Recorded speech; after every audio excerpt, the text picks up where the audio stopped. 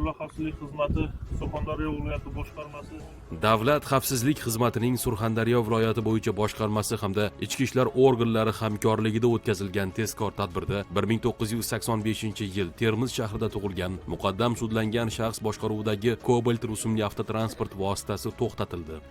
ichida to'q ko'k rangdagi gashish giyohvand moddasiga o'xshash moddalar. Birinchi qopimizda 18 ta o'ramdagi gashish giyohvand moddasiga o'xshash moddalar borligi aniqlandi. Ikkinchi qopni ochinglar.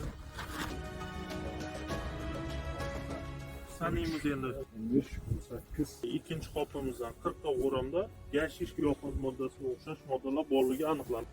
Xolislar ishtirokida uning avtomobili ko'zdan kechirilganida yukxonasida jami 50 kilogramm 978 gramm gashish moddasi borligi aniqlanib, tegishli tartibda rasmiylashtirib olindi. Shuningdek, bu shaxsning yashash xonadonidan ham 186 gramm gashish moddasi olindi. Tadbir davomida uning jinoiy sherigi 1986-yilda tug'ilgan Sherobodlik shaxs ham ushlandi. Ushbu shaxslar Afg'onistonlik narkokuryerlar tomonidan aylanma yo'llar orqali mamlakatimizga o'tkazilgan mazkur giyohvandlik vositalarini kelgusida jinoiy aloqalariga sotishni maqsad qilishgan. Ta'kidlash lozimki, qonunbuzarlarning biri muqaddam giyohvandlik vositalari savdosi bilan bog'liq jinoyati uchun, ikkinchisi esa firibgarlik jinoyati uchun sudlangan bo'lsalarda, o'zlariga tegishli xulosa chiqarishmagan.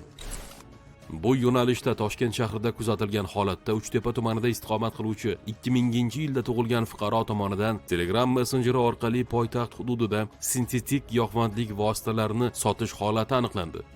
Noma'lum kanalda zakladchik vazifasini bajarishini hozirda shu Toshkent shahri bo'ylab turli nuqtalarga zakladka ko'rinishida giyohvandlik vositasini tarqatib chiqqanini ma'lum qildi. O'zim so'zidan hosildlar ishtirokida o'sha qo'yib chiqqan joyda bizlarga taqdim qiladi. Hozirda ko'ryapsizlar, qora izolentaga o'rilgan oq polietilen paket ichida oq rangli kukunsimon noma'lum modda.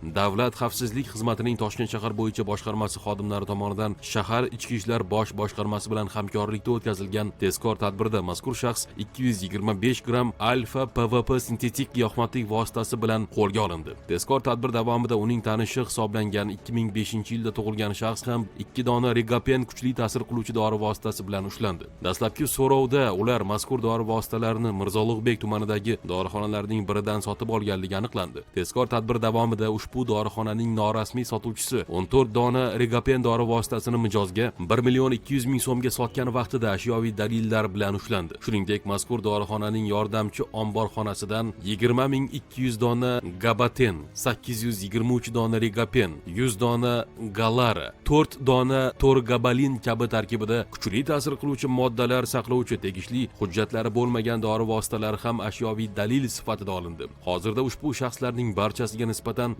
Jinoyat kodeksining tegishli moddalari bilan jinoyat ishlari qo'zg'atilib, qamoq ehtiyot chorasi qo'llanildi. Tergov harakatlari olib borilmoqda. Ogoh bo'ling, insonlarning hayotini xavf ostiga qo'ygan holda o'z nafsingiz yo'lida bu kabi jinoyatlarga qo'l urmang. Zero uning badali og'ir bo'lib, umringizning ma'lum bir qismini panjara ortida o'tkazishingiz mumkin.